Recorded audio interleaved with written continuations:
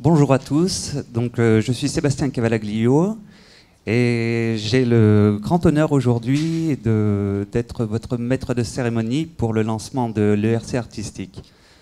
Et donc pour débuter, j'invite Alejandro Franco à venir nous présenter son projet. Merci beaucoup Sébastien pour l'introduction. Bonjour à tous, je m'appelle Alejandro Franco et c'est un grand honneur, un grand plaisir d'être là. Voilà. Je vous remercie beaucoup d'être venu et je voudrais aussi remercier beaucoup les CNRS et l'université pour toute l'organisation, vraiment incroyable, fantastique. Et merci beaucoup encore à tous d'être là. Et voilà, donc je vais essayer dans cette présentation de vous présenter le projet artistique qui est financé par le Conseil européen de la recherche. Et c'est un projet dans lequel on cible développer un nouveau paradigme, donc une nouvelle approche pour faire de l'ingénierie des batteries. Et je vais commencer cette présentation avec un petit rappel de là où on habite. Je sais qu'on habite à Amiens, certains ils habitent à Lille, certains à Vimereux, certains au Luxembourg, certains en Allemagne, donc je vous remercie beaucoup de venir, certains à Compiègne aussi. Mais aussi, je voudrais vous rappeler qu'on habite dans quelque chose qu'on appelle l'univers. Cet univers, il est composé par des milliards d'étoiles, et cet univers il est bien plus large que la taille de notre planète Terre. Notre planète Terre elle est vraiment infime en termes de taille par rapport à la taille de l'univers. Dans cet univers, on a des milliards de galaxies. Ces galaxies contiennent plein d'étoiles. Ces étoiles, donc on sait maintenant, beaucoup parmi elles, ils contiennent des systèmes planétaires. Il y a des planètes qui tournent autour des étoiles. Donc, du coup, on a des planètes. On sait qu'au moins dans une planète, dans l'univers, il y a de la vie qui apparaît. Oui, il y a des choses qui se passent avec des êtres humains, notamment. Ces êtres humains, ils sont composés par des cellules qui bougent aussi. Dans ces cellules, on a des molécules, les ADN, d'autres types, protéines, etc. Et moi, je dirais que dans toutes ces échelles, de l'infiniment grand jusqu'à l'infiniment petit, il y a quelque chose qui est omniprésent. Et c'est quelque chose qui est omniprésent, qui permet d'expliquer les dynamismes qu'on observe à différentes échelles spatiales. C'est en fait ce qu'on appelle l'énergie. Alors, c'est quoi l'énergie au juste, en fait? C'est quelque chose qui donne des mouvements, mais essentiellement, c'est quoi l'énergie? Bon, ça, c'est une très ancienne question qui a été posée déjà par des philosophes dans les temps anciens, il y a plus de 2000 ans. On s'interrogeait, qu'est-ce que c'est l'énergie au juste? Plus tard, par des chimistes qui se sont posés la même question, des mathématiciennes, la même question, les physiciens, la même question, mais on n'a jamais réussi à définir qu'est-ce que c'est l'énergie en fait. La seule chose qu'on a réussi à constater, c'est que cette énergie a différentes propriétés. D'abord, cette énergie peut adopter différentes formes, et ensuite, cette énergie, il peut se transformer entre ces différentes formes, et tout en se transformant, cette énergie, ce qu'il va faire, il va se conserver. C'est une quantité de coups qui peut se transformer, et en se transformant, il se conserve en fait. Ça, c'est un fait scientifique. Mais on ne sait toujours pas ce que c'est cette énergie. On connaît ses propriétés en fait. C'est ça qui est très mystérieux en fait, dans l'univers dans lequel on habite. Alors, cette transformation de l'énergie, c'est quelque chose qu'on est arrivé à maîtriser depuis les temps très anciens en fait. Quand on a notamment donc, appris à maîtriser le feu. Quand on a appris à maîtriser le feu, donc on a appris à convertir l'énergie mécanique en énergie thermique. Notamment, par exemple, avec le frottement des branches dans des pierres. Donc voilà, on a réussi à faire ça, à générer du feu, de la chaleur, de la lumière.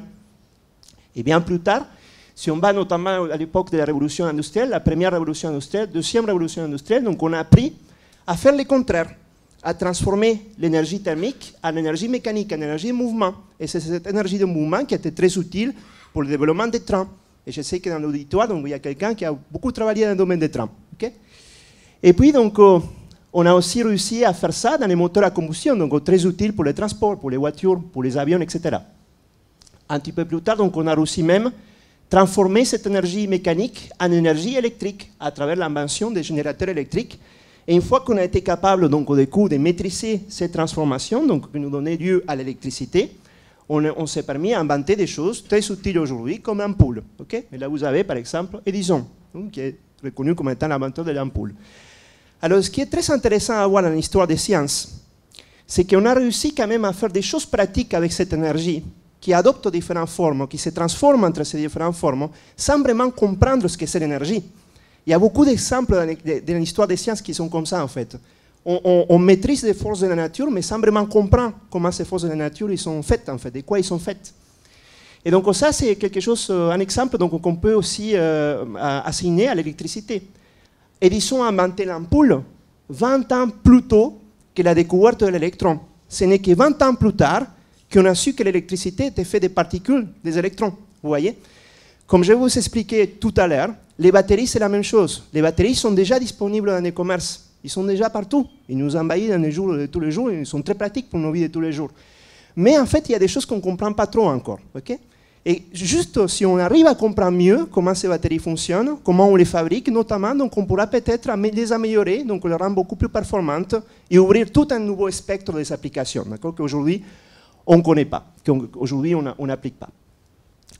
Cette électricité, cette transformation d'énergie thermique en électricité, c'est quelque chose que dans les temps modernes on fait, notamment en brûlant du charbon, en brûlant du pétrole, donc dans les centrales thermiques, et puis on transforme cette énergie thermique en électricité, en générant de la vapeur d'eau à partir de l'eau liquide. Donc cette vapeur est injectée dans des dynamos, des turbines. Ces turbines donc, transforment l'énergie thermique en énergie électrique. Et c'est le même principe qu'on utilise donc, dans les voitures, dans les avions, donc dans les transports. Donc on brûle ces combustibles qui sont des combustibles fossiles pour générer des mouvements, donc l'énergie mécanique. Et bien sûr, les implications de faire ça, c'est l'augmentation de la quantité de CO2 qu'on observe dans l'environnement, que ça se traduit plus tard dans un changement climatique. Ça, on l'observe, on le côtoie tous les jours, en fait. Il y a pratiquement plus de temps, en fait. Il y a une transition très rapide de l'été à l'hiver, en fait. Ça, on le constate. Ce n'était pas comme ça il y a 20 ans, 30 ans. Alors, du coup, on a besoin de diversifier nos manières de produire l'électricité, cette électricité qui est utile, en fait, pour toutes les applications d'aujourd'hui, donc les maisons, les téléphones portables, mais aussi, pourquoi pas, les voitures électriques. Et donc, il faut aller au-delà de convertir ces combustibles fossiles en électricité, il faut aller vers d'autres choses. On peut imaginer par exemple les centrales hydroélectriques, on peut imaginer le nucléaire, mais ici je vais vous parler notamment des renouvelables en fait. Donc utiliser l'énergie solaire, l'énergie des vents pour produire l'électricité.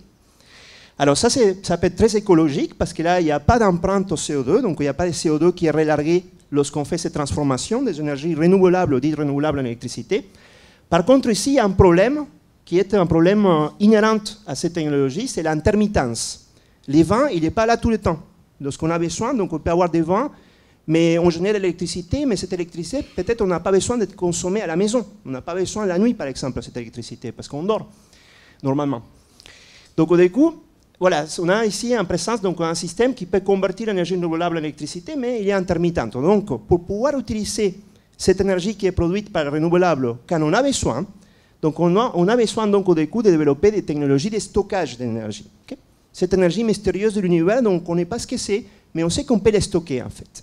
Et ça c'est quelque chose qui a été découvert donc, par déjà donc, un physicien, un chimiste italien, Volta, donc en 1800, donc c'est celui qui a, on dit, inventé la batterie, le premier concept de batterie, qui est en fait un dispositif qui va transformer l'énergie électrique en énergie chimique et il va pouvoir aussi faire le contraire, transformer l'énergie chimique en énergie électrique. Donc là, c'est un dispositif de stockage d'énergie qui est réversible. Okay?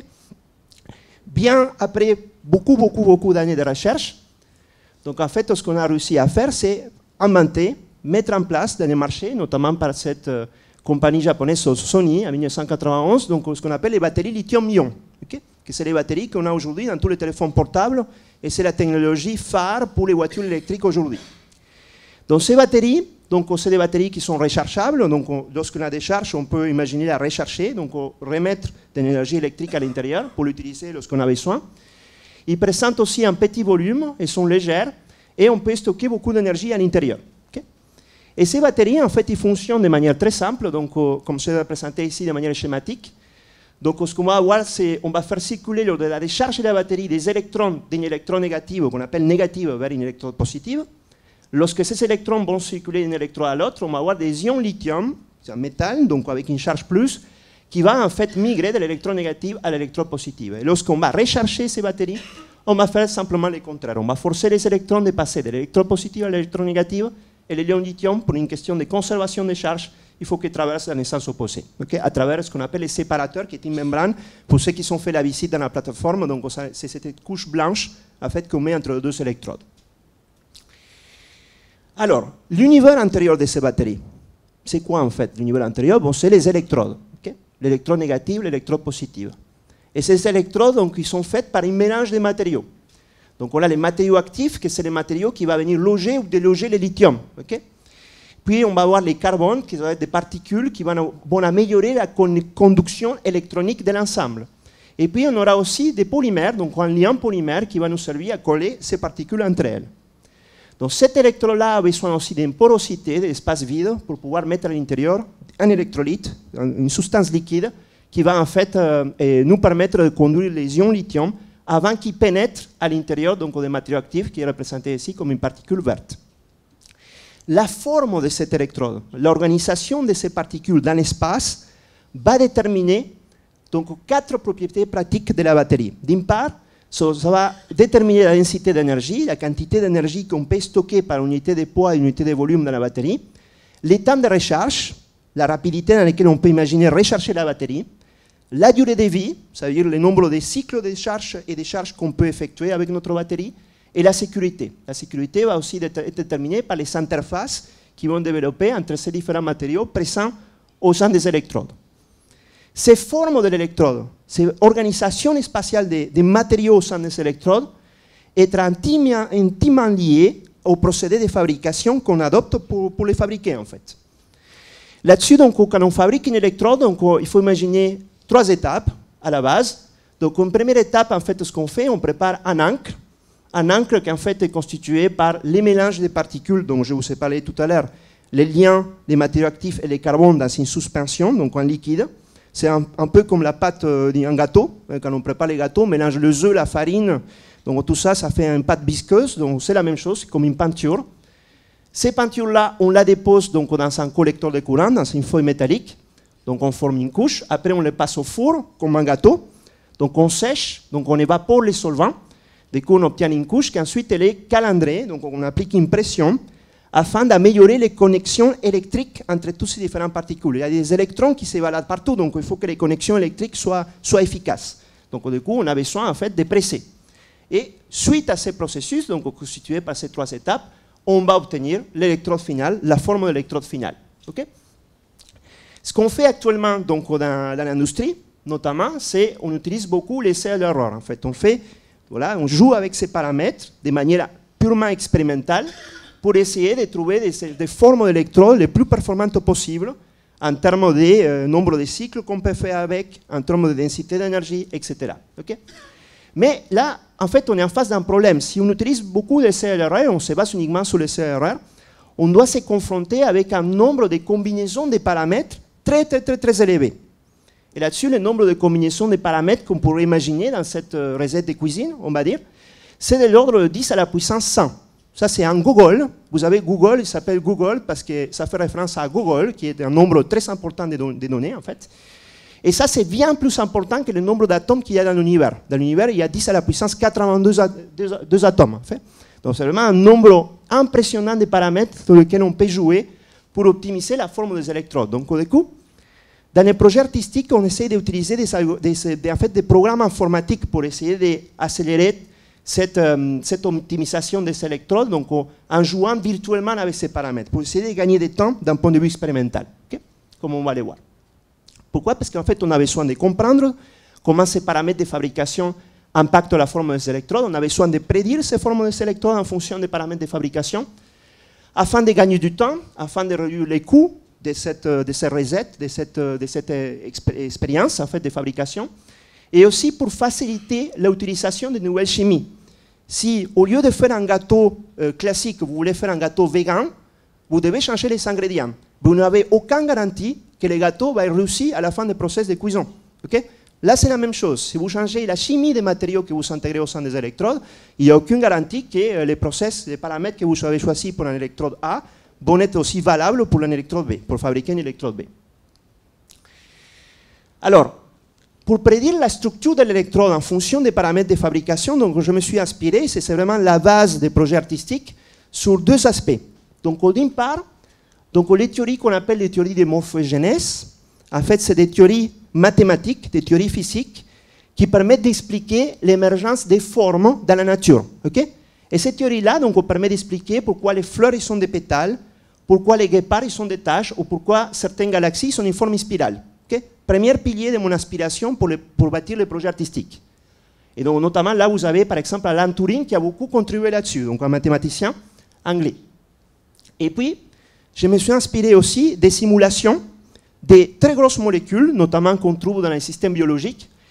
Et donc, je me suis inspiré des prix Nobel de chimie 2013. Les prix Nobel de chimie 2013, c'était accordé à des personnes qui ont développé des méthodes de simulation des processus, des réactions chimiques à très grosse échelle, et notamment donc, dans les systèmes biologiques dans lesquels on doit en fait traiter des molécules d'ADN, des protéines, etc. Okay? Et donc, c'est les inventeurs d'une technique qu'on appelle la dynamique moléculaire à grand grossier. Cette dynamique moléculaire à grand grossier consiste à décrire les forces d'interaction, non pas entre des atomes, mais entre des paquets d'atomes. Et donc, du coup, avec cette technique, on peut simuler des systèmes très, très gros. Okay? Et donc, c'est une technique sur laquelle on va se baser dans les projets artistiques pour prédire la forme des électrodes en fonction des paramètres de fabrication. Alors, l'objectif du projet technique et l'approche, donc, c'est prendre les paramètres de fabrication d'un point de vue expérimental, les mettre dans une moulinette multidisciplinaire qui combine à la fois la chimie, la physique, les mathématiques et l'informatique afin de prédire la forme des électrodes et ses propriétés d'un point de vue pratique. Okay? Propriétés à nouveau, intensité d'énergie, durée de vie, sécurité, etc. Okay? C'est vraiment le but en fait. Prédire à partir des paramètres de fabrication la forme de l'électrode et les propriétés des électrodes en adoptant une approche qui doit être forcément une approche multidisciplinaire. Parce que là, c'est vraiment très, très, très challenging. Imaginez en fait tous les process physico-chimiques qui ont lieu au cours des process de fabrication. En fait, on ne peut pas se baser uniquement sur une discipline unique. Il faut vraiment combiner ces disciplines avec d'autres. Okay? Et donc, c'est vraiment le scope des projets artistiques. Alors, la démarche est nouvelle, parce qu'ici, en fait, ce qu'on cherche à faire, c'est à partir des paramètres de fabrication, on veut décrire mathématiquement donc, ces procédés de fabrication. Puis les équations qu'on va obtenir ici vont être vraiment très, très complexes. Donc, du coup, on va avoir besoin des ordinateurs pour les résoudre, faire de la simulation numérique. Et à partir de ces simulations numériques, ce qu'on espère, c'est vraiment prédire des électrodes, des formes des électrodes optimisées en termes de propriétés pratiques. Okay?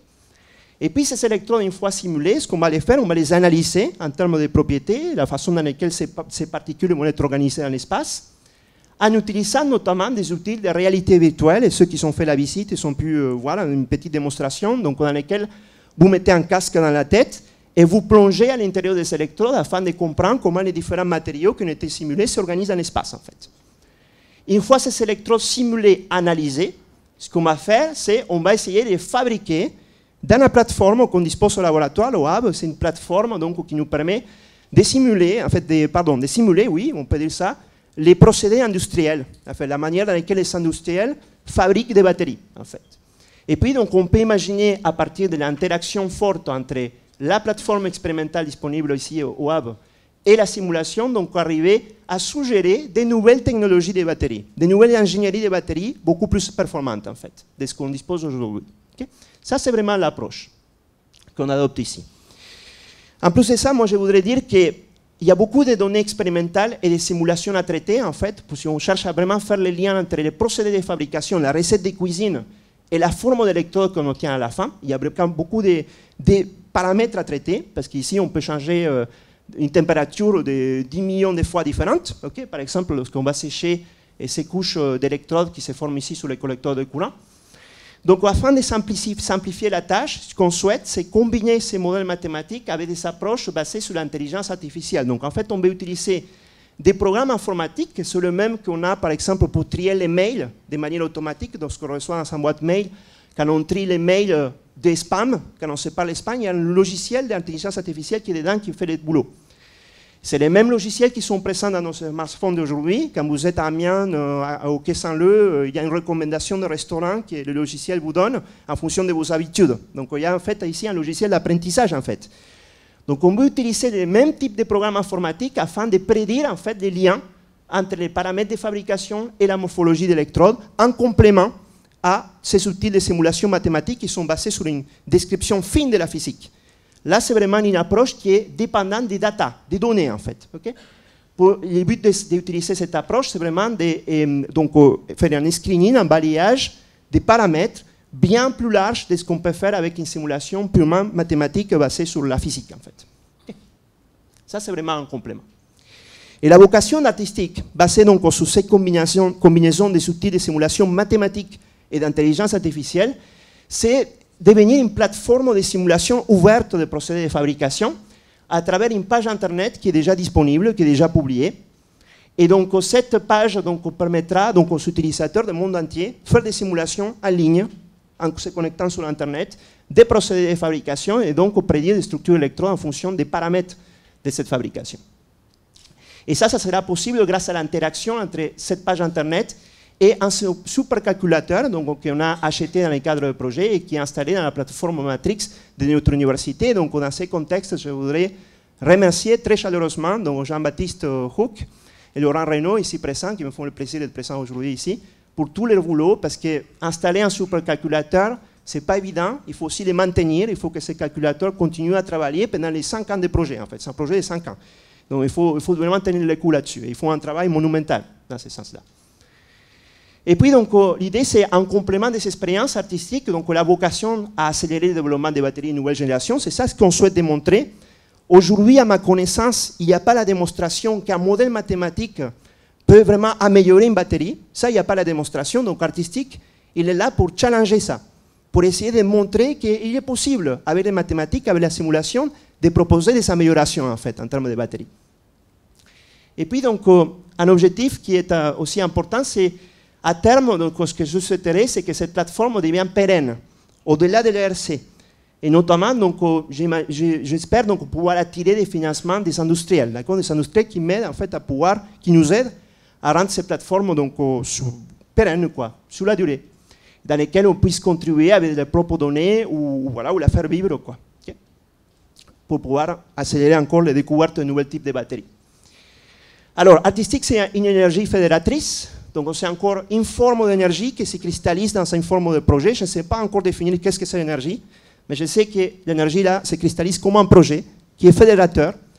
C'est un projet qui est sur 5 ans, qui a commencé déjà en avril de cette année.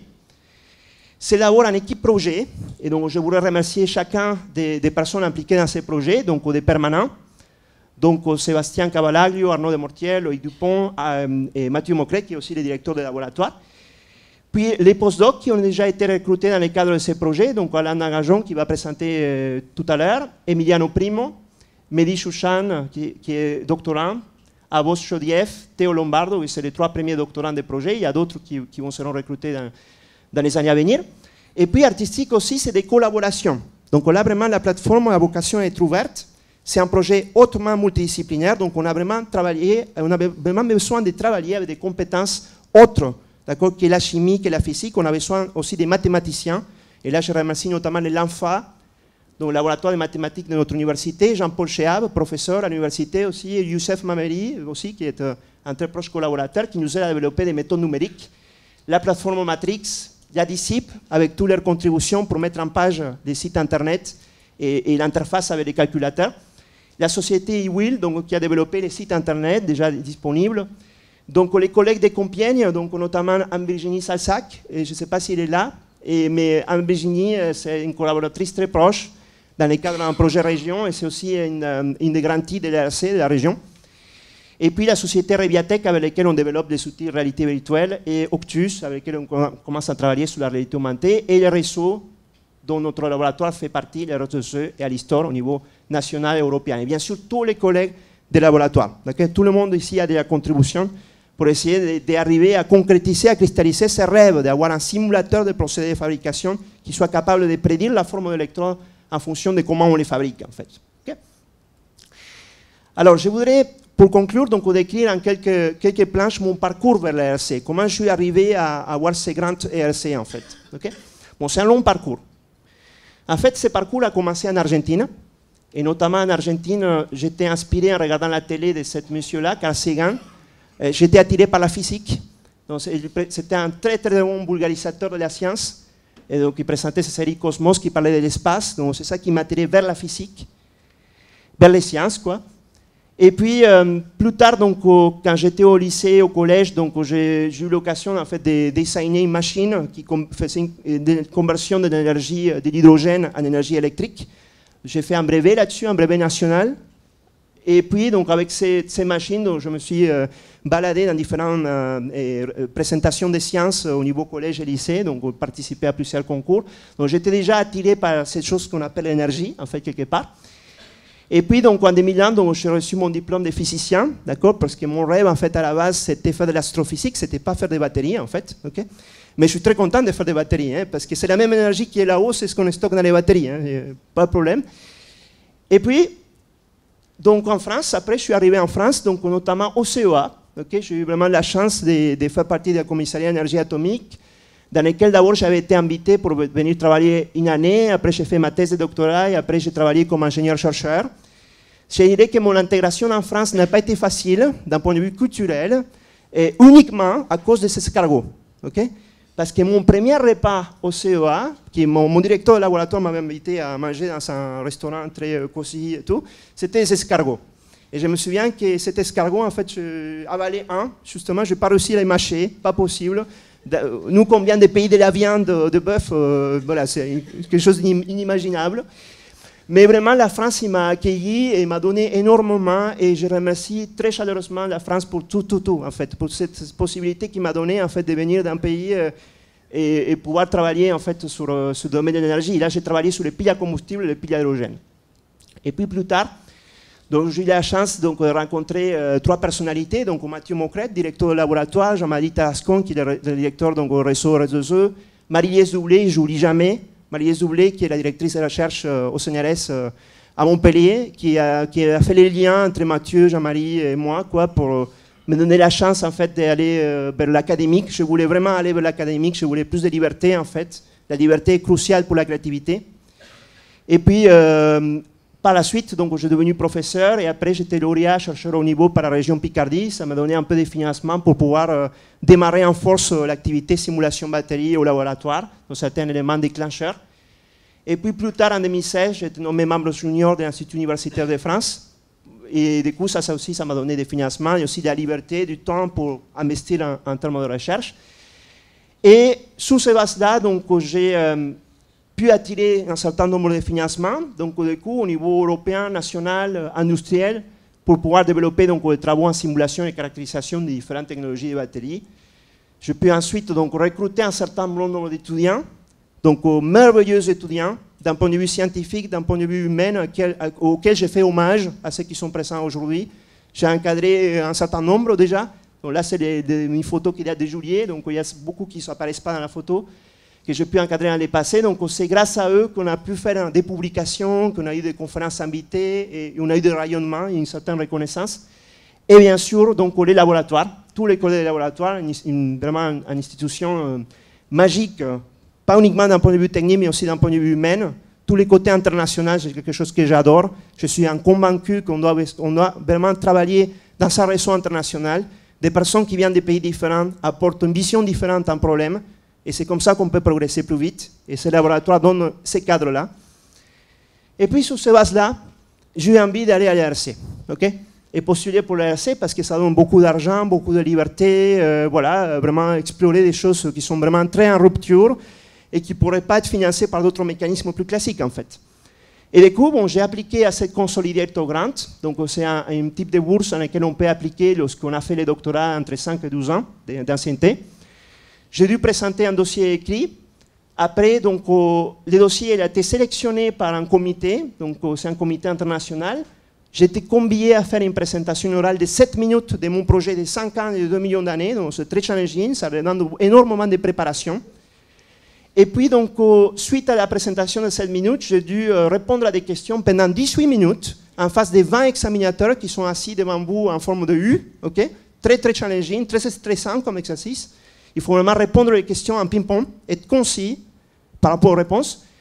Et puis, le taux de succès, c'est généralement inférieur à 8%, donc j'ai eu l'honneur, la chance, en fait, d'être sélectionné l'année dernière, en 2017. Okay? On a été 329 lauréats en Europe en 2017. Alors, ça a été possible vraiment grâce à un travail d'équipe. Les laboratoires, la direction de Mathieu, qui je remercie chaleureusement pour m'avoir donné la liberté de pouvoir proposer un projet comme tel, artistique, un projet multidisciplinaire. Les CNRS pour tous les soutiens administratifs au cours de montage, l'université qui m'a énormément aidé aussi. Et Emmanuel Etienne, je crois qu'il est présent dans la salle. Voilà, je voudrais te remercier aussi vivement pour toute ton aide. Et puis, j'ai eu la chance en fait d'aller faire des pratiques de l'oral à Bruxelles, mais à Amsterdam, par une société qui prépare en fait, vous prépare à l'oral à Bruxelles, qui s'appelle Yellow Research. Et ça m'a beaucoup aidé aussi pour l'entraîner. Il faut vraiment vendre les idées. C'est un exercice de communication scientifique en fait. Hein. Et donc, il faut vraiment être efficace dans les messages parce qu'on a un temps limité. Et donc, on est screené par un comité d'examinateurs qui est très multidisciplinaire. Et puis, je voudrais aussi remercier vivement l'INC, l'Institut de chimie, donc Alexandre Legris ici présent.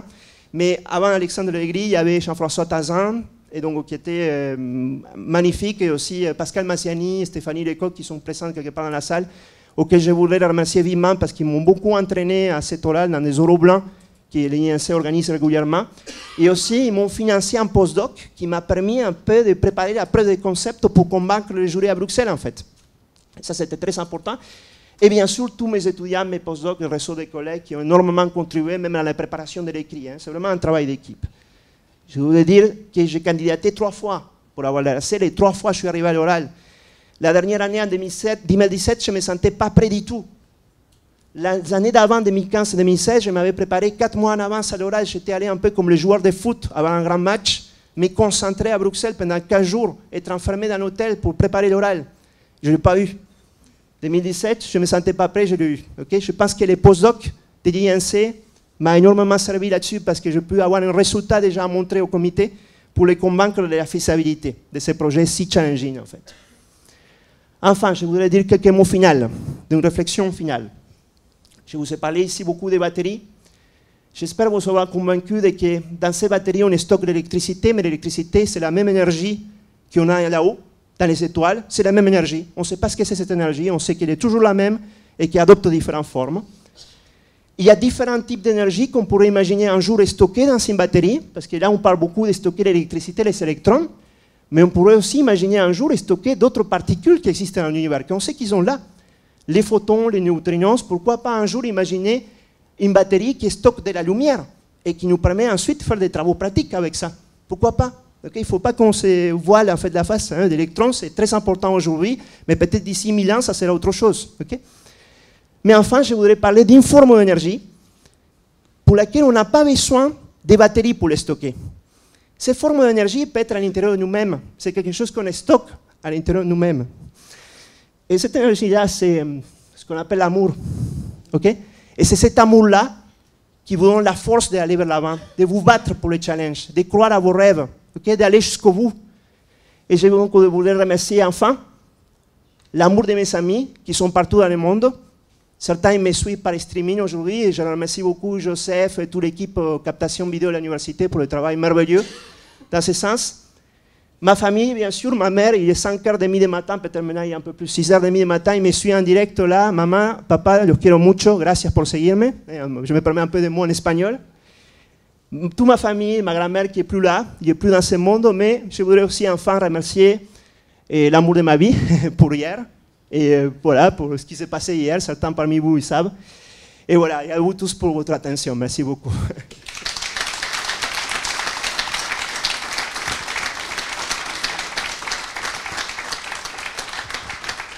Merci Alejandro. J'invite désormais Alain Ganjong à venir nous parler des premiers résultats du projet artistique. Donc, Alain qui est chercheur au laboratoire.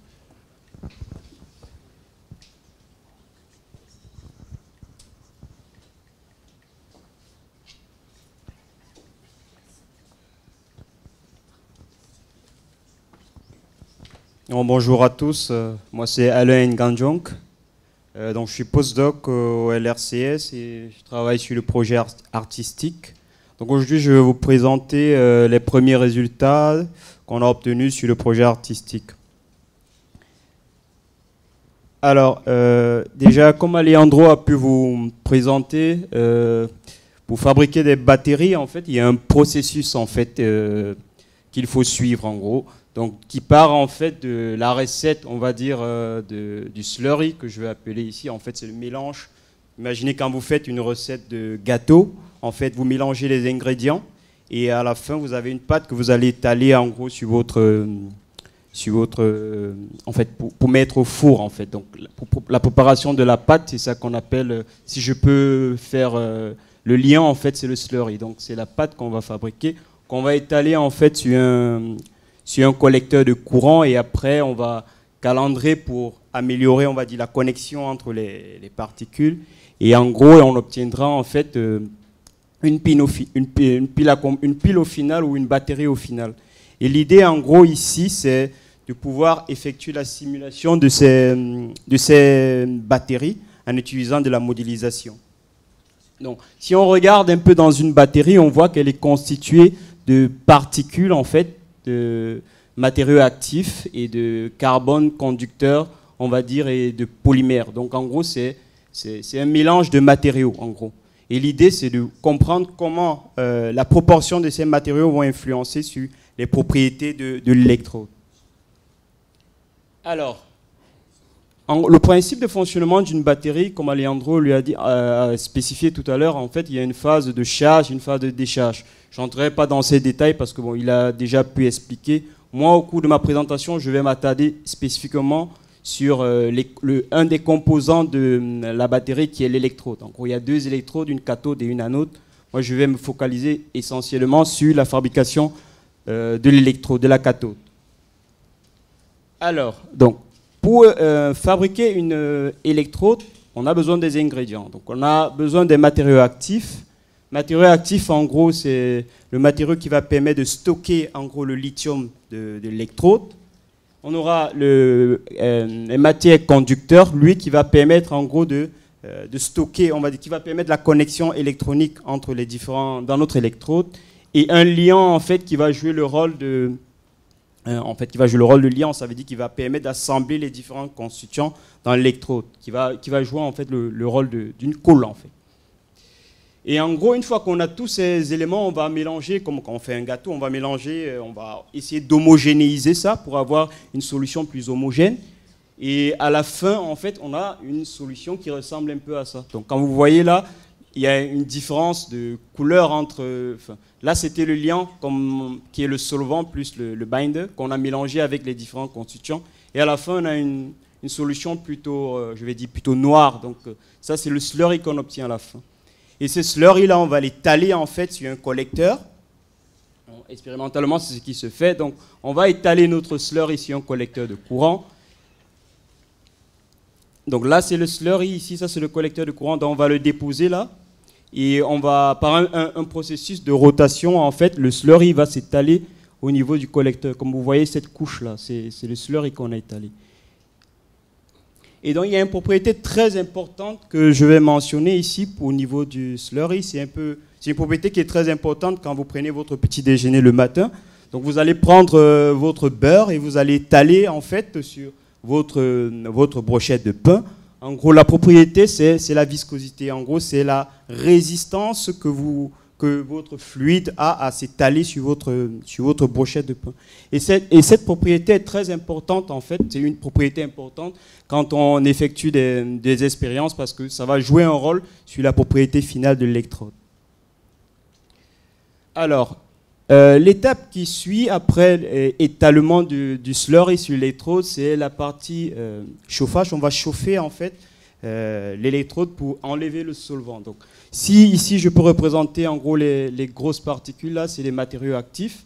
Là en bleu c'est le solvant et les tout petites particules c'est le carbone additif. Donc, on a ce slurry là qu'on va chauffer. Donc, en chauffant, on va enlever le solvant et on aura une réorganisation structurale des particules dans notre système, jusqu'à ce que le solvant tout entier soit totalement évaporé. Donc là, on obtient ce qu'on appelle l'électrode. Donc ça, c'est un peu le principe partant du slurry jusqu'à l'électrode. L'électrode, ça veut dire qu'on a enlevé le solvant, on a évaporé en fait notre slurry. Donc ici, en fait, ce que je voulais présenter, c'est déjà pour vous montrer l'impact que peuvent avoir les différents constituants du mélange sur les propriétés finales de l'électrode. Donc ici, si je prends on a effectué 3 expériences différentes à différentes proportions entre matériaux actifs et carbone additif. Donc c'est un peu comme quand vous faites toujours une cuisine. Donc, dépendant de comment vous mélangez les constituants et les proportions que vous allez mettre, vous n'aurez pas forcément le même goût, bien le même rendu en fait de votre gâteau à la fin. Donc c'est pareil avec les expériences qu'on va effectuer. Donc dépendant des proportions, on aura des propriétés plus ou moins différentes. Donc ici, par exemple, on a 3 cas où la proportion de matériaux actifs et de carbone conducteur sont différents. Donc ce qu'on peut voir, c'est que plus on augmente la proportion de matériaux actifs, c'est-à-dire la capacité à stocker le lithium dans l'électrode, on aura en gros des performances plus importantes. Là, en gros, ça représente en fait la quantité de lithium qu'on peut stocker par volume d'électrode. Donc, plus on a de matériaux actifs, plus on a une capacité volumique importante, donc une électrode plus performante, je dirais. Donc un autre moyen de voir ça, c'est en utilisant la viscosité de notre slurry. Donc, ce qu'on peut remarquer ici, sur ce transparent, c'est que on va voir que plus on augmente la quantité de matériaux, enfin, si je vais prendre dans l'autre sens, si on diminue la proportion de matériaux actifs, on va diminuer en fait la viscosité de notre slurry. Donc c'est pour mettre ici en avant le fait qu'on peut utiliser la viscosité comme un moyen pour pouvoir, distinguer, en fait, regarder l'impact en fait des proportions sur les propriétés de notre slurry. Donc, à quoi ça ressemble une électrode de manière réelle, en gros? Donc là, ça c'est une électrode qu'on a obtenue. Donc ça c'est une électrode qu'on a synthétisée au laboratoire. Donc on voit des grosses particules et des petites particules. Donc ça a été déposé sur un collecteur. Et si on zoome en fait ici, on va voir là qu'on a les grosses particules. Là, c'est des matériaux actifs qui sont, on va dire, entremêlés par des particules, les matériaux actifs qui sont connectés par des carbones conducteurs. Et donc, si on veut faire un modèle, on peut assimiler en fait ces grosses particules comme étant des sphères. Et les tout petites particules, en gros, qui vont jouer le rôle de connexion, en gros, les matériaux actifs, comme des sphères, mais de tout petite taille. Donc, pour effectuer le modèle, en gros, c'est sur cette base qu'on va se fixer. On va dire, bon, on va considérer qu'on a on va dire deux variétés de particules. Une particule qui sera des matériaux actifs, mais qui auront tous des formes sphériques. Donc déjà, c'est une hypothèse qu'on fait au niveau du modèle, simplificatrice, mais qui permet, entre autres, de pouvoir effectuer les simulations. Donc en gros, si on veut représenter l'électrode réelle, si on refait le lien entre l'électrode réelle et l'électrode modélisée, ça ressemblera à ça, une électrode modélisée. Donc en vert, c'est ces petites particules-là, et des autres couleurs, là, ça représente les matériaux actifs. Alors, donc, ce que je voulais dire, c'est que c'est très important de savoir que pour effectuer des modèles, il faut travailler vraiment on ne se déconnecte pas de l'expérience, en fait. On utilise des données expérimentales pour pouvoir affiner notre modèle. Donc, on aura une base de données expérimentale qu'on a, en fait, sur laquelle on va s'accrocher pour effectuer notre simulation. Donc, c'est vraiment, dans un sens, on va utiliser l'expérience pour valider le modèle, et dans l'autre sens, on va utiliser le modèle pour prédire des résultats et aider à la compréhension des phénomènes qu'on ne comprend pas forcément au niveau de l'expérience. Donc, c'est le but, en fait, de la modélisation. Alors, comment ça se fait? En fait, on passe sur la base d'hypothèses. On va construire un modèle sur la base de certaines hypothèses. On va mettre tout ça en équation, utilisant des équations mathématiques. Et on va utiliser, en gros, des serveurs de calcul des ordinateurs performants pour pouvoir effectuer des simulations. En l'occurrence, dans le cas du projet artistique, on utilise les calculateurs, les serveurs qui sont installés sur la plateforme Matrix, en fait, pour effectuer des simulations. Alors, pour parler du modèle, en gros, je vais récapituler encore ici la phase, ça c'est la phase slurry et ça, c'est la phase évaporation. Ça veut dire que là, on a effectué l'évaporation de notre électrode, de notre slurry et on a obtenu une électrode. Pour modéliser cela, l'ingrédient important, l'ingrédient essentiel pour effectuer la simulation, déjà, c'est comment ces particules interagissent entre eux. Dépendant de l'interaction qu'il y aura entre ces particules, on aura des structures d'électrodes plus ou moins différentes. Donc, dans le cadre du modèle, c'est sur ces interactions qu'on va accentuer notre travail. Donc, on va essayer de proposer des différentes interactions pour pouvoir avoir des propriétés qui se rapprochent de ceux de l'expérience. En l'occurrence, par exemple, la viscosité. Donc, l'idée, c'est de jouer sur les paramètres d'interaction entre les particules pour pouvoir reproduire les viscosités expérimentales. Donc, on va chercher les bonnes interactions. Donc là, ici, je vous présente à quoi ça ressemble une électrode, enfin, un slurry en phase, un slurry modélisé, en fait. Ça représente, voilà, c'est dans une boîte de simulation. En gros, ce qu'il faut comprendre, c'est que c'est une boîte périodique. Donc, c'est dans les 3 directions de l'espace. Donc, c'est comme si vous repliquez, en fait, cette structure-là dans les 3 directions de l'espace. Donc, cette structure-là représente, en gros, ce liquide, ce slurry-là. Donc, ce qu'on peut voir, c'est que, enfin, sur le slide, là, sur la vidéo, c'est juste pour expliquer.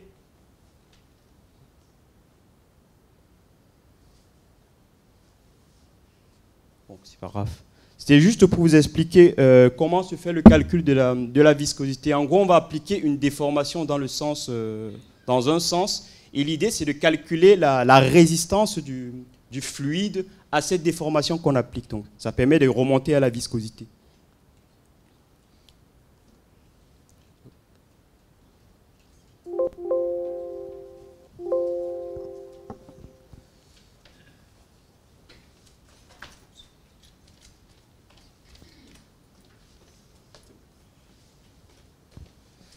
Donc là, je vous présente en fait des résultats expérimentaux qu'on a obtenus en gros pour un slurry donné. Donc on applique en appliquant des déformations, en évaluant la viscosité. Ça, c'est une courbe expérimentale obtenue.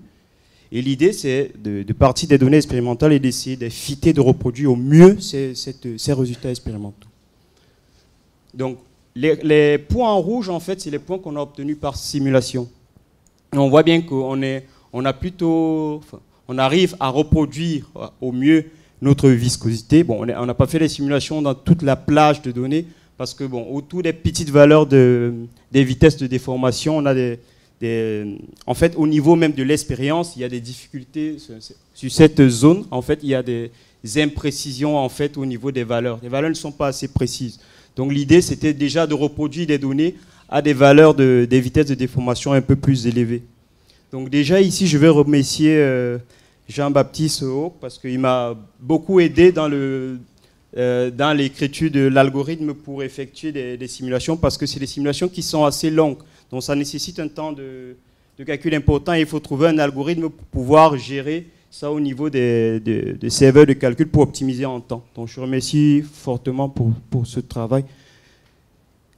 Alors, je vais vous présenter un peu à quoi ça ressemble une électrode, l'évaporation, comment ça se fait l'évaporation au niveau de la simulation. Donc là, je vous ai dit, c'était l'électrode en phase slurry. Et donc, on va évaporer. En gros, l'idée, c'est d'enlever le solvant. Donc, c'est de réduire, de faire relaxer le système. Donc là, on va voir que des particules qui commencent qui vont se déplacer et la structure de l'électrode va se restructurer, en gros. Et on obtient enfin une électrode ici. C'est l'électrode ici qu'on va obtenir pour effectuer la performance, pour calculer les propriétés, pour regarder en gros la performance de ces électrodes. Donc ici je représente ici 3 situations possibles. Donc ça c'est ce que je vous ai présenté tout à l'heure, mais ça c'est les calculs en fait, ça c'est pas de l'expérience. Donc c'est pour 3 électrodes qu'on a modélisées et l'idée c'est de regarder en gros l'influence de la proportion de matériaux actifs sur la performance d'électrode. Et ce qu'on obtient ici, c'est que plus on augmente la proportion de matériaux actifs, plus en fait on a une performance plus importante. Donc, en gros, les valeurs ne sont pas les mêmes, mais on a un bon accord avec les résultats expérimentaux. Donc, ce qui montre en gros que on arrive à reproduire une tendance expérimentale. Donc, c'est les résultats qui sont à affiner, à peaufiner, mais c'est déjà un premier jet. Alors, donc, je dis vers l'intelligence artificielle parce que, en fait, ce qu'on constate, c'est qu'on a, que ce soit au côté modélisation ou que ce soit au côté expérimental, on a plusieurs paramètres, en fait, quand on fabrique une batterie. Il y a plusieurs jeux de paramètres à prendre en considération. Et dépendant de ces paramètres, on aura des structures différentes. Et l'idée, c'est donc, de mettre en corrélation tous ces paramètres et de pouvoir tirer en fait une interprétation entre ces différents paramètres. Donc, on voit bien que l'idée finale, ce serait de générer voilà, des données expérimentales et des simulations importantes parce qu'on va effectuer un grand nombre de simulations et d'expériences qui vont nous aider en fait à avancer dans le projet, mais aussi déjà à jouer un rôle prédictif en utilisant l'intelligence artificielle pour pouvoir récupérer, on va dire, une large plage de données, récupérer les informations qui sont importantes, les entrées de notre système et associer à ça l'électrode voilà, qui fit au mieux avec les paramètres expérimentaux dont on a fixé au départ. Donc en gros, on va partir de plusieurs données expérimentales pour pouvoir prédire, en fait, jouer un rôle prédictif en utilisant l'intelligence artificielle. Donc ça, c'est le but final du projet artistique. Donc je finirai par remercier toute l'équipe dans laquelle je travaille. Donc c'est une équipe remarquable, c'est une équipe géniale et je suis très fier de travailler au sein de cette équipe. Donc je remercie particulièrement Emiliano qui m'a beaucoup aidé au niveau des expériences, avec qui je discute beaucoup plus au niveau des expériences pour affiner les modèles. Et je vous remercie pour votre attention.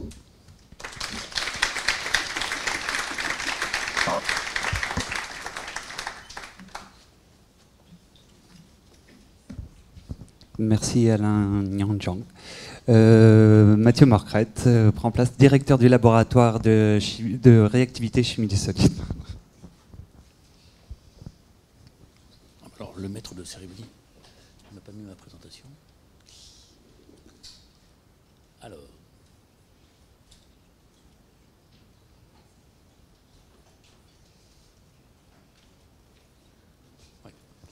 Alors, je suis effectivement le responsable du laboratoire, mais ce n'est pas avec ce rôle-là que je vais vous parler aujourd'hui. Je suis surtout, dans ce projet, le responsable de la plateforme de prototypage de batteries, parce que la modélisation et les serveurs de calcul, ça consomme de l'énergie, mais ça ne fabrique pas de batterie. Et donc, si on veut faire des modèles prédictifs, il faut se confronter un petit peu à l'expérience et donc à la réalité des cellules de batterie lithium-ion.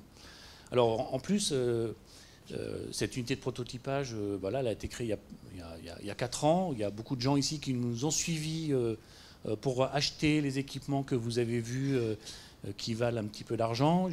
On a eu aussi beaucoup de soutien du CNRS et de l'université pour construire ces plateformes qu'on appelle de pré-transfert du RS2E. Donc je vais vous montrer un petit peu. En fait, la présentation sera plutôt autour de qu'est-ce que cette unité de prototypage et les premières réalisations qui permettent d'asseoir un petit peu sa crédibilité dans le domaine de la fabrication de cellules, parce que ce n'est pas forcément évident de mettre à l'intérieur d'un laboratoire de recherche comme ici une unité de fabrication de cellules. On est plus là à l'aspect ingénierie que recherche. Enfin, un peu les deux, la synergie entre les deux, je dirais.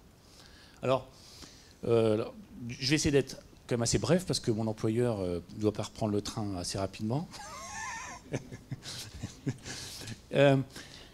Donc, quand on parle de batterie lithium-ion, en fait, quand on dit ah ben j'ai mis une batterie lithium-ion, en fait, on n'a rien dit. Et ça ne veut rien dire parce qu'à l'intérieur de ces batteries, il y a une multitude de matériaux complètement différents. Alors, on a des composés à base de manganèse, à base de cobalt, nickel, manganèse, de fer.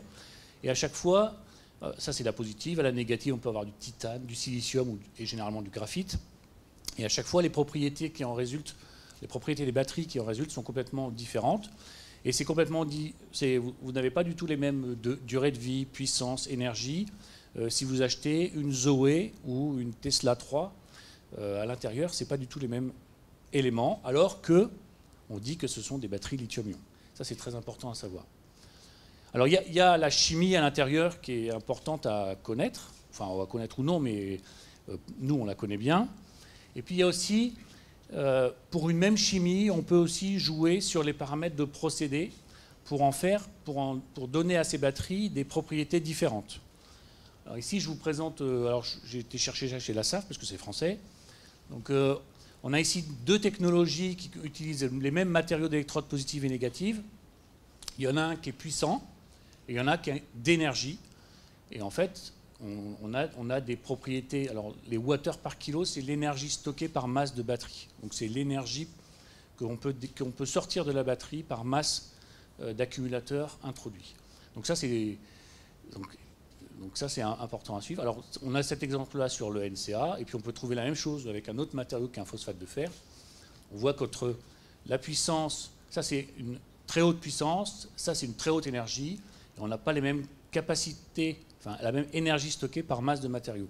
Alors ça, si je me place au niveau de la cellule, mais pourquoi on dessine ces matériaux, ces cellules différentes?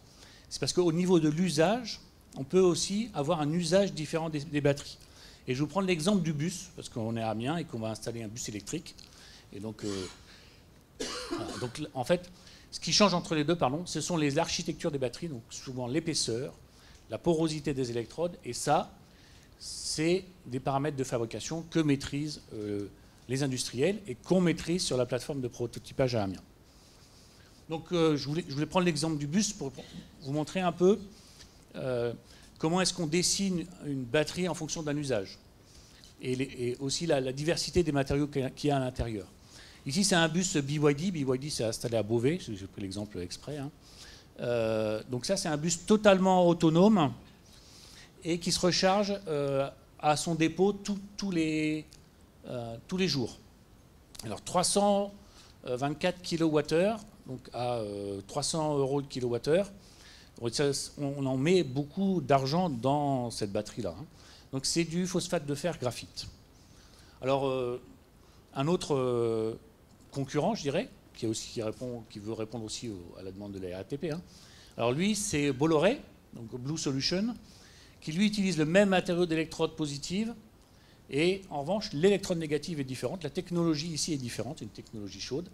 Mais c'est pareil, lui, 180-250 km d'autonomie, il va se recharger à son dépôt tous les jours. Donc ça, c'est un usage qui répond, enfin c'est une technologie de batterie qui répond à un usage qui est, je lance mon bus le matin, et puis il revient le soir, il vient se recharger.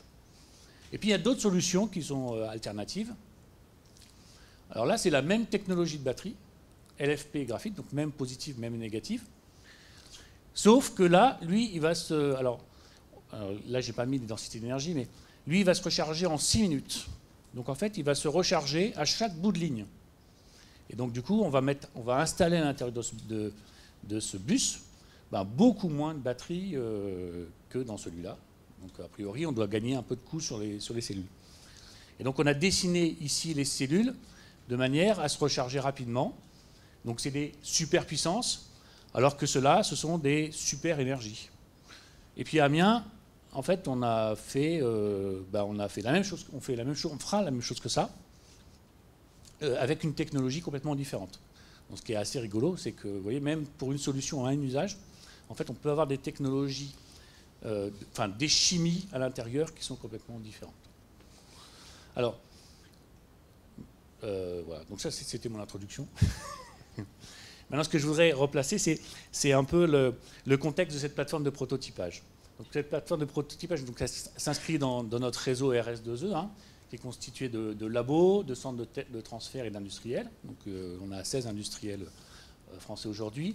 Et la plateforme de prototypage, son objectif, c'est d'accélérer le passage de la recherche vers l'industrie, d'accord, de faire ce cercle vertueux, et après, via le retour des industriels, finalement, améliorer nos cellules.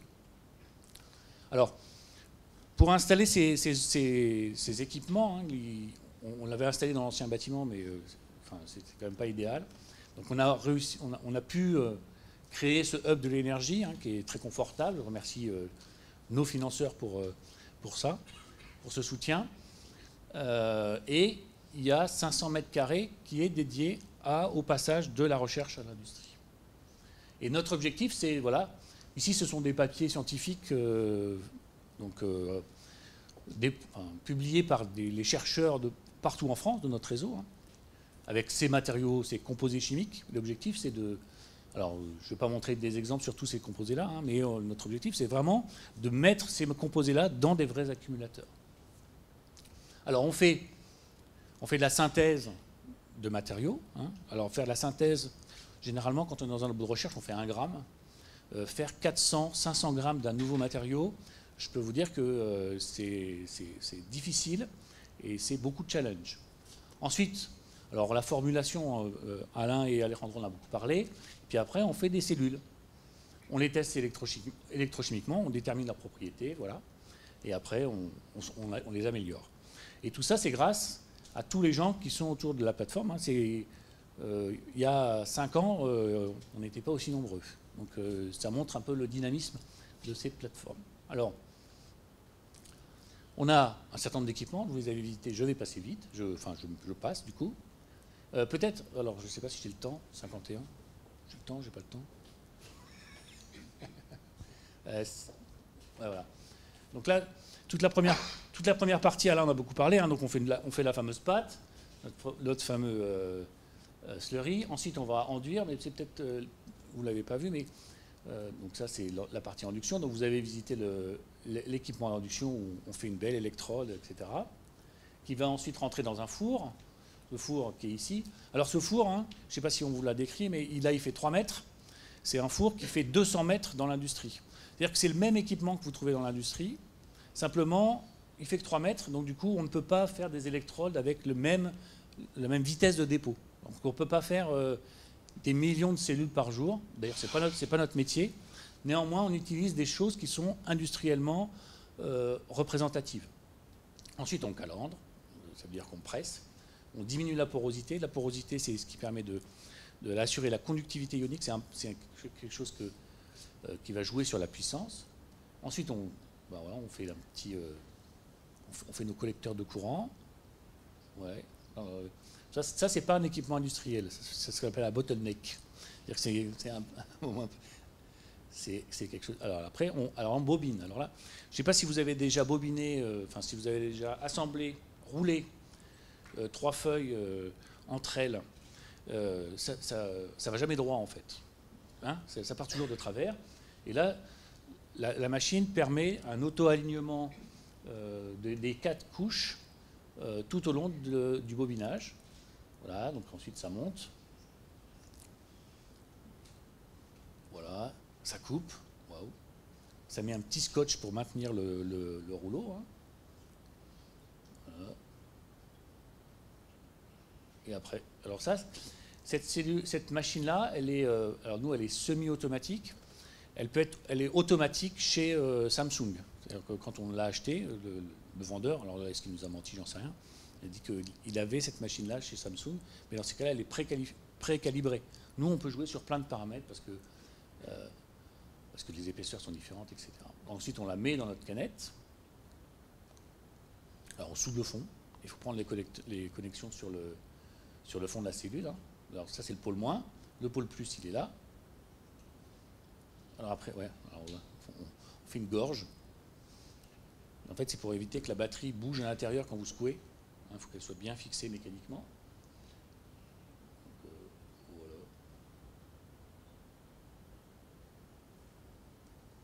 Et voilà. Et après, on n'a plus qu'à souder Alors, on sèche après, parce que les batteries du lithium ne supportent pas l'eau. Donc, c'est pour ça aussi que, on a une salle sèche à l'intérieur du bâtiment, donc, qui est quelque chose qui permet d'assembler les cellules, pas dans une boîte à gants, là c'est dans une boîte à gants, mais qui permet d'assembler les cellules dans une atmosphère sans eau.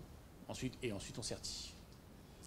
Alors, le sertissage, c'est l'opération où on a un petit chapeau, hop, on ferme tout, et après ça ne voit plus l'air du tout.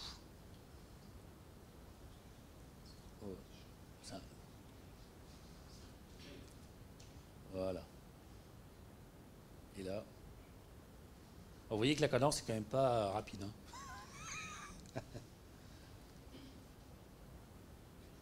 Et voilà. Et le résultat final, c'est avec les petits logos qui vont bien. Voici les cellules qu'on fabrique au labo. Alors, voilà. Alors quelques réalisations. Je vais aller très vite parce qu'il est déjà -5. Hein. Donc en fait, ce qui nous intéresse ici, c'est d'intégrer des nouveaux matériaux. Alors ici, c'est un phosphate de vanadium donc qu'on a synthétisé de A à Z hein, et qu'on a mis dans un accumulateur.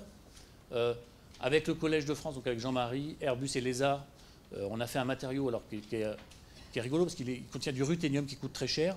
Mais pour envoyer dans l'espace, en fait, on s'en fiche un petit peu du coût. En fait, ce qui est important, c'est le watt par kilo. Donc ça pèse le moins lourd possible, même si c'est cher.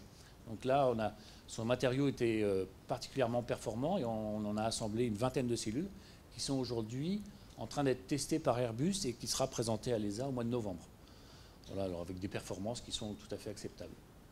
On fait aussi, donc vous voyez, toujours avec les Airbus, Safran, donc des avionneurs. Hein. Ils cherchent des batteries qui sont forte densité d'énergie ou forte puissance. Et là encore, on assemble encore des chimies différentes, ici avec du silicium, pour améliorer. Enfin, ils testent en fait, savoir s'il n'y a pas une nouvelle génération qui arrivera potentiellement sur le marché. Voilà.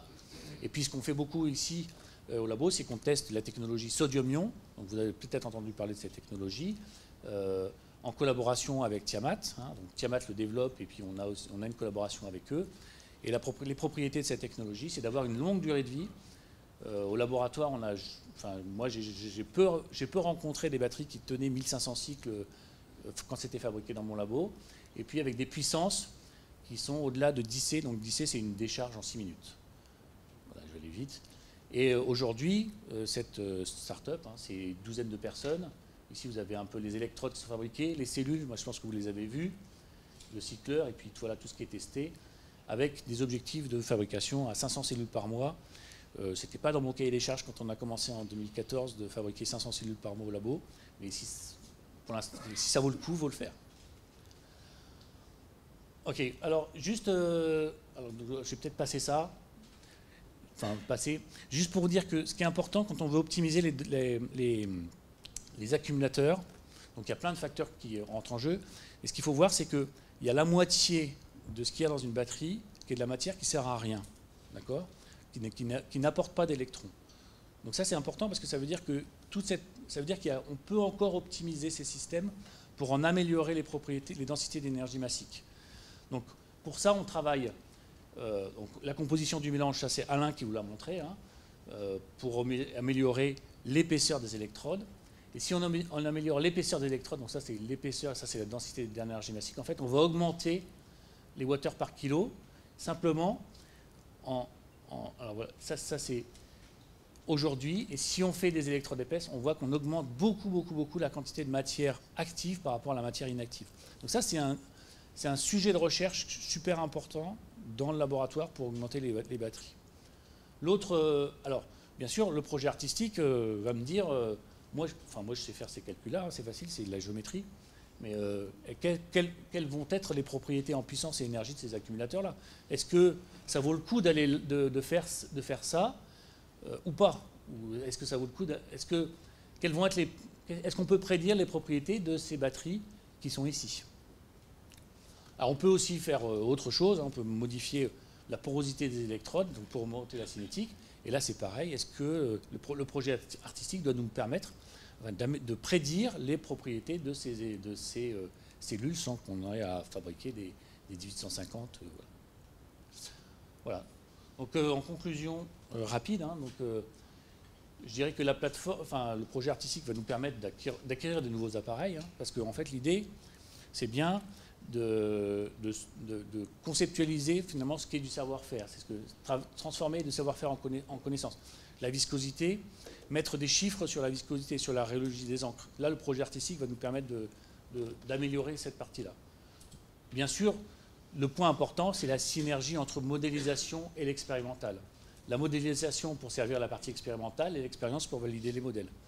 D'accord? Et je pense que c'est le plus compliqué à construire. Assurer cette synergie entre modélisation et modélisation. Et puis, bien sûr, ça c'est pour la plateforme. Ça, à mon avis, ce projet va nous amener vers la certification de la plateforme, vers des labels de qualité. Je pense que c'est super important. Voilà. Merci de votre attention.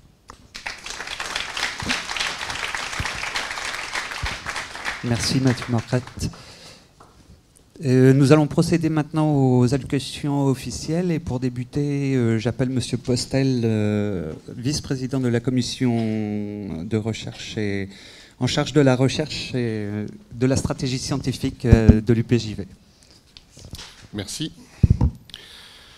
Monsieur le préfet, monsieur le vice-président d'Amiens Métropole, madame la directrice régionale adjointe à la recherche et à la technologie, monsieur le directeur scientifique adjoint de l'Institut de chimie du CNRS, madame la déléguée régionale du CNRS, Nord-Pas-de-Calais-Picardie, monsieur le directeur du LRCS, mesdames et messieurs en vos grades et qualités respectifs, mesdames, messieurs, chers collègues, mesdames, messieurs, permettez-moi tout d'abord d'excuser le président d'université, M. Mohamed Belhassen, actuellement en voyage officiel en Chine, et qui m'a donc demandé de le remplacer aujourd'hui.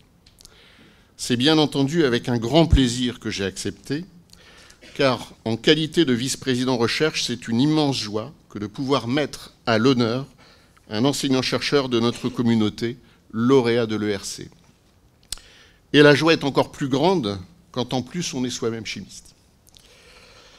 Avant de poursuivre, je tiens d'ores et déjà, Alejandro, à te féliciter pour l'obtention de cette distinction honorifique et à te remercier pour contribuer notamment, au travers de cette dernière, au rayonnement de notre établissement, de notre communauté de chercheurs, ce qui souligne notamment donc une association efficace en Hauts-de-France entre l'université et le CNRS. Bien avant 2013, alors que la pénurie de postes commençait à se sentir à l'université, l'UFR des sciences, où nous nous trouvons actuellement, a su mettre en place une politique conjointe avec le laboratoire donc, de réactivité et de chimie du solide et son directeur, Mathieu Morcrette, pour permettre de sanctuariser un poste de professeur d'université, le temps nécessaire à la recherche d'une perle rare qui garantirait donc un apport d'excellence au LRCS dans le domaine de la modélisation. Comme tu l'as rappelé, au niveau de ton parcours, tu as été formé en Argentine en physique théorique, tu arrives ensuite au CEA de Grenoble, donc fin 2001, tu y débutes ta thèse en 2003 sur un modèle physique multi-échelle de la dynamique électrochimique dans une pile à combustible à électrolyte polymère. Alors que tu y es ingénieur, tu es très rapidement repéré comme candidat potentiel pour ce poste de professeur au sein de l'UPJV. Et c'est en 2013 que, lauréat du concours de recrutement, tu intègres l'équipe du laboratoire de réactivité et chimie de solide. Tout va ensuite très vite, ton excellence donc s'exprime. En 2014, tu obtiens le projet Master dans le cadre de l'appel à projet accueil chercheurs de haut niveau, donc qui va représenter quelque part le socle des travaux qui vont te permettre ensuite de candidater donc à l'ERC. En 2016, donc, tu es nommé membre junior à l'IUF. Tu déposes, comme tu l'as rappelé, 3 fois, donc tu candidates 3 fois à l'ERC en 2015, en 2016, et c'est enfin en 2017 que parmi plus de 2538 projets déposés, tu es lauréat donc, de l'ERC Consolidator. Les chiffres parlent d'eux-mêmes. 329 projets sélectionnés en Europe, dont 38 en France, pays qui se positionne en 3e position donc, dans cet appel derrière le Royaume-Uni et l'Allemagne. À ce jour, donc en Hauts-de-France, on compte 16 ERC, 3 pour 2017-2018, UPJV, UTC et Lille, et 32 IUF. Alejandro, tu émarges à ces 2 lignes. Les lauréats de l'ERC sont en effet les représentants d'une communauté scientifique européenne vers qui convergent les efforts des États membres pour faire émerger à l'échelle du continent la liberté de la connaissance au travers de l'excellence scientifique. L'accès à l'ERC permet ainsi donc un soutien conséquent à des projets d'excellence avec une dotation globale de 630 millions d'euros. Chaque porteur de projet est accompagné dans la réalisation de ce dernier par une enveloppe proche de 2 millions d'euros pour 5 ans.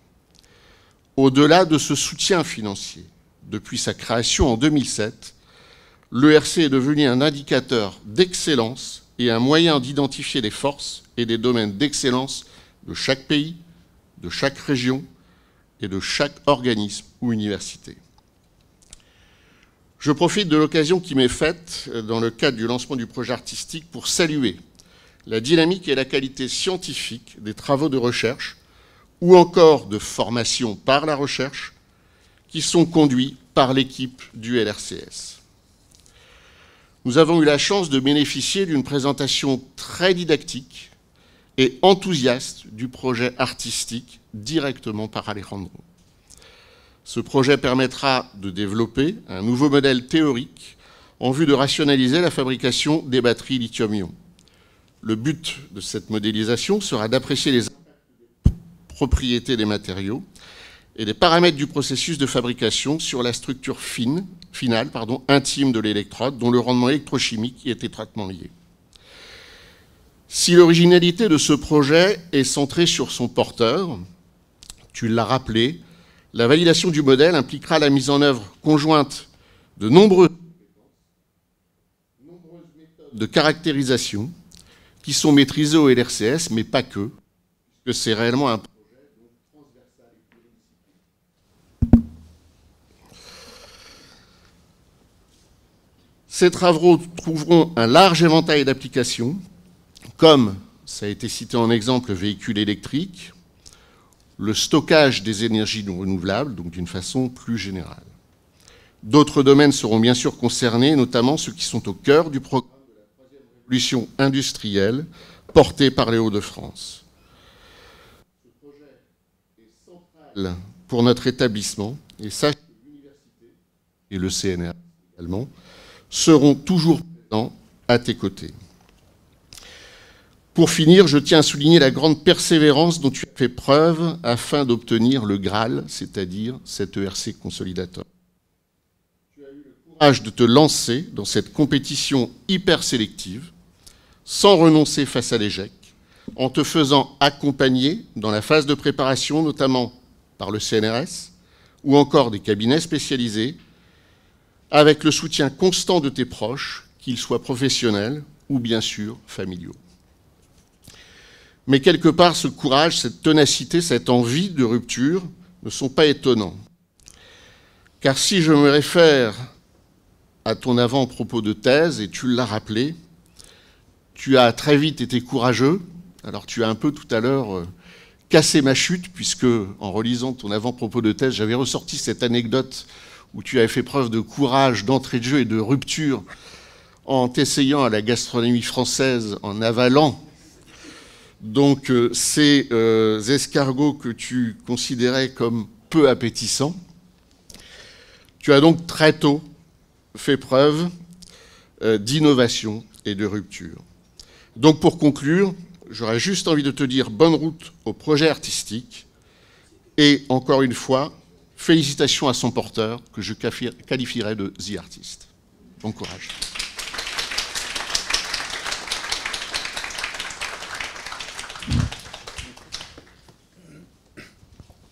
Merci, Monsieur Postel. J'invite Monsieur Legris, Alexandre Legris, directeur adjoint à l'Institut de chimie, CNRS. Monsieur le préfet de la Somme, Monsieur le vice-président Damien Métropole, Madame la déléguée régionale adjointe, chère Françoise, Madame la déléguée régionale du CNRS, Monsieur le vice-président recherche de l'université, cher Jules, cher Mathieu, directeur du LRCS, Alejandro, mesdames et messieurs, c'est pour moi un plaisir et un honneur de représenter aujourd'hui le CNRS et en particulier l'Institut de chimie dans cette cérémonie de lancement de ce projet artistique qui a été imaginé par notre collègue ici présent Alejandro Franco.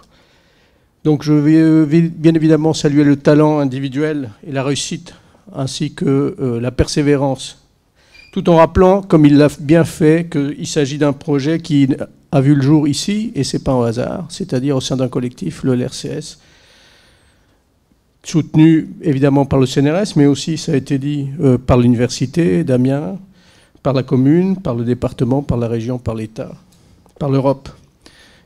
Un lieu mythique qui a vu passer deux des plus grandes sommités mondiales dans le domaine du stockage électrochimique des batteries, que vous aurez sans doute reconnu. Donc Alejandro a bénéficié d'une bourse conséquente de presque 2 millions d'euros, 1 976 445, qui devra lui permettre de recruter thésards et postdoc pour mener à bien donc son projet d'une durée de 5 ans et évidemment aussi quelques équipements lui permettant de réaliser notamment ces modélisations multi-échelles. Il s'agit d'un projet, comme il nous l'a présenté, qui est extrêmement ambitieux, qui souhaite répondre à des défis scientifiques et technologiques qui sont finalement au cœur d'une des plus grandes urgences qui nous concernent et des questionnements qui nous concernent tous, qui est celui de la préservation de la planète. Cette problématique qui est ici abordée par le biais de la transition énergétique et qui est un sujet vaste, car il s'agit évidemment, comme vous l'avez compris, d'améliorer les performances des batteries de nouvelle génération pour occuper une place importante dans les nouveaux mix énergétiques qui se mettent en place un peu partout dans le monde en tant qu'outil de stockage de l'énergie. Donc l'amélioration des performances de batteries sera réalisée en faisant des allers-retours, en combinant modélisation multi-échelle et expérience de validation et optimisation de modèles. Donc la conception, et Alejandro lo a dit, requiert donc de compétences multiples, hein, qui, comme il a indiqué, il a commencé à acquérir donc, dans son Argentine natale, à l'Université del Sur de Bahía Blanca. Il est né là, le rêve d'étudier l'origine du tout, celui de la formation des galaxies, et c'est pour cette raison qu'il est venu en France. Et le hasard de la vie a voulu que finalement, il s'attaque plutôt pas aux origines, mais qui reviennent sur Terre pour s'intéresser au futur, et donc qui réalise une thèse au CEA Litten sur la modélisation multi-échelle de fuel cell entre 2003 et 2005. Il va exercer en tant qu'ingénieur du CEA au CEA pendant 8 ans en Litten, et jusqu'à ce que l'appel de la liberté l'amène ici, à Amiens, en 2013. Et il devient ensuite en 2016 membre junior de l'UF, ça a été rappelé, donc c'est une distinction à l'échelle nationale extrêmement importante. Il tente sa chance à l'ERC un certain nombre de fois et il réussit, il n'y a jamais 203, et puis la troisième est la bonne. Et donc avec le soutien de ce laboratoire, de son université, de l'Institut CNRS, de l'Institut de chimie, on connaît la suite, il a eu un succès et il décoche donc ce soutien financier de 2 millions d'euros. Donc Alejandro a présenté un projet qui est extrêmement ambitieux, hein, qui a été jugé néanmoins pertinent par un jury d'experts, un panel d'experts, qui a, outre les compétences du candidat, sans doute reconnu sa capacité à se dépasser, à être en mesure d'aller de l'avant, donc d'atteindre cette étoile inaccessible, cette capacité à maintenir en vie une constante insatisfaction. Lui, il appelle ça l'amour, moi j'appelle ça une tension, qui n'est qu'une énergie divisée par un déplacement. Créatrice, qui nous invite constamment à nous renouveler et à ne jamais donner rien pour acquis. Donc je le félicite aussi pour ça. Donc au nom du CNRS, mais plus largement au nom de la communauté des chercheurs et sans doute aussi des citoyens, hein, nous tenions aujourd'hui à être présents pour te féliciter, t'encourager et t'exprimer la pleine confiance que nous avons en tes capacités, celle de ton équipe, pour construire ce nouveau futur que nous appelons tous de nos voeux. Bravo Alejandro, bravo Tocayo et bravo Paul Casorio. Merci beaucoup.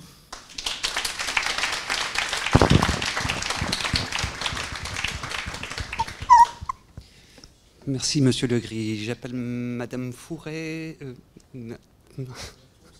Monsieur Jardet.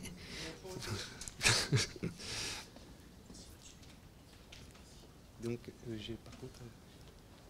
Je remplace.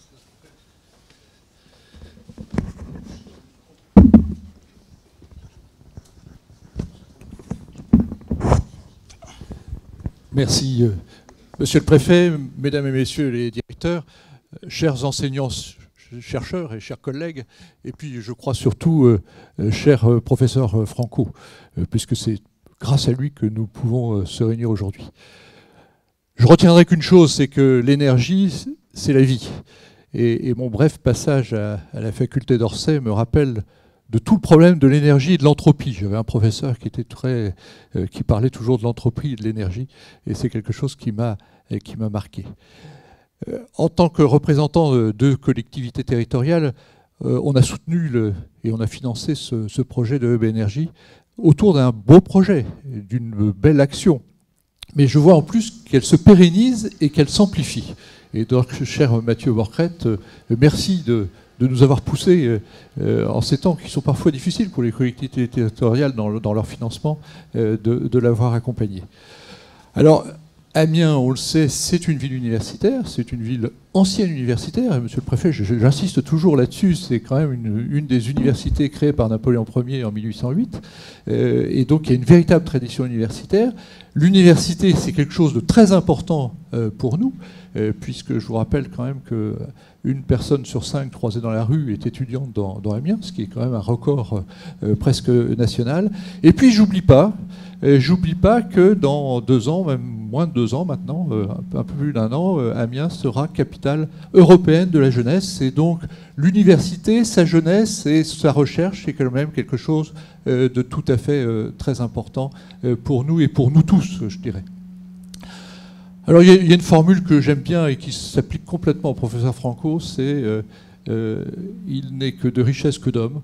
Et je crois que ça, c'est vraiment la chose qui est la plus importante, c'est-à-dire qu'il faut aussi avoir les personnes à la bonne position, et je suis persuadé que ce projet apportera beaucoup. Alors tout à l'heure, je dirais presque à l'univers, puisqu'on a vu des photos très belles de l'univers, mais également à notre ville et à la communauté scientifique. Et donc j'adresse au nom de la municipalité, mais également d'Amiens Métropole, tous mes remerciements et félicitations au professeur Franco. Merci.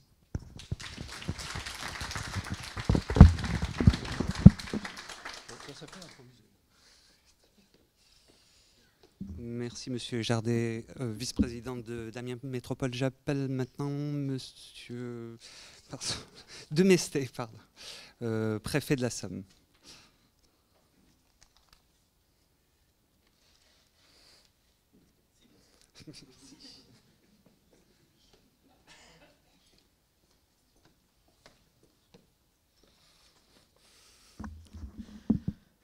Bien, mesdames et messieurs, et je voudrais bien sûr saluer particulièrement M. Morcrette, mais aussi le professeur Franco, et le féliciter pour sa présentation tout à fait brillante tout à l'heure, qui a été vraiment pour moi, qui m'ouvre des horizons totalement inconnus, et donc j'en suis encore tout ébloui. Merci, merci beaucoup. Je voudrais ici saluer, c'est l'occasion, hein, c'est l'occasion par la présentation de ce projet artistique de saluer le dynamisme de ce hub de l'énergie. Parce que je pense que à travers son travail, je suis conscient que nous sommes ici dans un haut lieu de science, de recherche, qui peut faire, je pense, la fierté du CNRS, de l'université Picardie-Jules Verne, et puis aussi d'Amiens et de cette région, parce que elle contribue, et ce hub contribue évidemment à sa notoriété, à son rayonnement. Je voudrais aussi souligner à quel point finalement cette réalisation architecturale que nous avions inaugurée avec la ministre de l'Enseignement et de la Recherche il y a quelques mois, c'était au mois de mai, fonctionne, puisqu'il vous a donné, Monsieur Franco, il vous a donné le cadre qui permet de réaliser cette fusion, cette convivialité, cette connexion entre les différents chercheurs, les différentes disciplines, qui vous a permis aussi d'avancer, parce que vous l'avez souligné beaucoup dans votre intervention. Cette affaire est liée bien sûr à votre excellence, à vos compétences exceptionnelles, mais aussi à l'équipe qui ici a pu se constituer grâce à la constitution de ce hub. Nous avons, grâce à votre projet, une belle visibilité à l'international. Et c'est donc une très belle reconnaissance que vous avez obtenue en étant lauréat de l'ERC, et les 2 millions d'euros aussi qui vont avec, ce qui n'est pas négligeable. Je pense que c'est un bel exemple qu'il est possible, à travers de telles initiatives, de lutter contre ce qu'on enregistre trop souvent en France, qu'on appelle la fuite des cerveaux, et de voir que, à travers votre exemple, mais pas seulement le vôtre, vous aussi, monsieur, que je remercie également pour votre intervention, que ça peut être aussi une source d'attractivité, et de faire venir chez nous des personnes au talent tout à fait remarquable. Je voudrais souligner que, bien sûr, le développement de la recherche, le développement de la technologie aussi, c'est un projet qui peut être lié grâce au CNRS, à l'université française, à son excellence. Mais tout cela n'est pas possible sans le cadre européen. Et je voudrais, notamment en cette période, dans ces moments assez difficiles que traverse l'Europe, dire combien nous devons y penser, ne pas l'oublier. C'est que sans l'apport de ce qu'est l'Union européenne, sans la mise en place de ces programmes, sans la mise en place du programme Horizon 2020, eh bien, nous ne serions pas peut-être aujourd'hui, ici, capables de nous féliciter du travail que vous êtes en train de réaliser. C'est aussi un élément, et c'est en cela que l'enjeu européen est particulièrement important, parce qu'on voit bien aussi que c'est une réponse aux enjeux climatiques et environnementaux auxquels nous sommes actuellement confrontés. Pour autant, je voudrais dire que la France doit quand même continuer à innover et à repenser notre frontière technologique pour conserver ses atouts dans les marchés internationaux qui sont extrêmement compétitifs. Dans un cadre européen, certes, mais aussi il faut bien voir que nous avons des intérêts aussi à défendre. Mais aussi, grâce à ce travail, offrir des possibilités en matière de formation continue et ce lien entre la recherche fondamentale, la recherche appliquée, le transfert de technologies, le développement industriel, eh bien, combien cet exemple ici du hub est important pour justement permettre la réalisation de projets, leur concrétisation jusqu'au bout. Et ici, dans ce hub, là aussi, vous offrez cette possibilité. Et je pense qu'on peut s'en féliciter. Vous avez évoqué, Monsieur Borocrette, les travaux qui sont actuellement réalisés autour du ion de sodium. Et je pense que ce sera effectivement un enjeu tout à fait essentiel pour l'avenir. Nous sommes ici confrontés à cette problématique qui a été soulignée par le GIEC encore dans son rapport récent, cet enjeu extrêmement qui devient assez stressant, assez angoissant de l'évolution de la situation climatique de la Terre, de l'impérieuse nécessité qu'il y a de corriger le tir en ce qui concerne nos comportements, parce que ce sont des comportements humains qui sont à l'origine de tout cela pour l'essentiel, je pense. Enfin, en tout cas, c'est ce que nous disent les scientifiques. Et que donc, à travers cela, la façon dont on produit, dont on stocke, dont on peut réutiliser l'énergie est absolument essentielle pour notamment pouvoir complètement modifier et bouleverser le mix énergétique. Voilà, mesdames et messieurs, ce que je voulais vous dire pour l'essentiel. Nous avons ici, effectivement, d'ailleurs à Amiens, vous l'avez montré dans votre intervention, des exemples, puisque donc à travers le nouveau bus à haut niveau de service, eh bien, on va utiliser des techniques nouvelles, de bus électriques avec des systèmes qui, j'espère, fonctionneront très bien. Mais je ne doute pas de la mise au point technologique parfaite de ce système, mais en tout cas qui ouvre des voies nouvelles. Alors après ça, il reste à trouver comment le stockage de l'énergie peut être aussi, ne pas être un pillage de certaines ressources naturelles rares, et c'est justement tout l'enjeu des travaux que vous conduisez ici au sein de ce hub.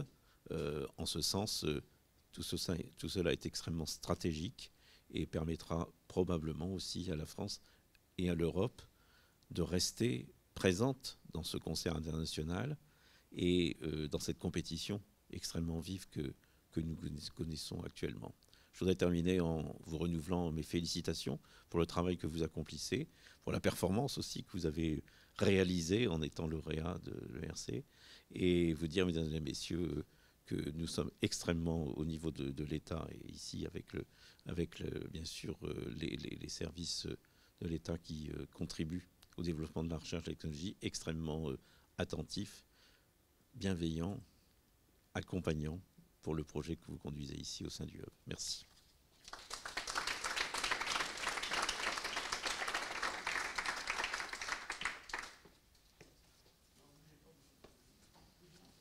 Merci, Monsieur Demestet. Merci pour ces présentations, merci pour les allocutions, merci de votre attention. Et tous vos efforts vont être récompensés maintenant devant un cocktail qui est présent dans le hall. Voilà, merci.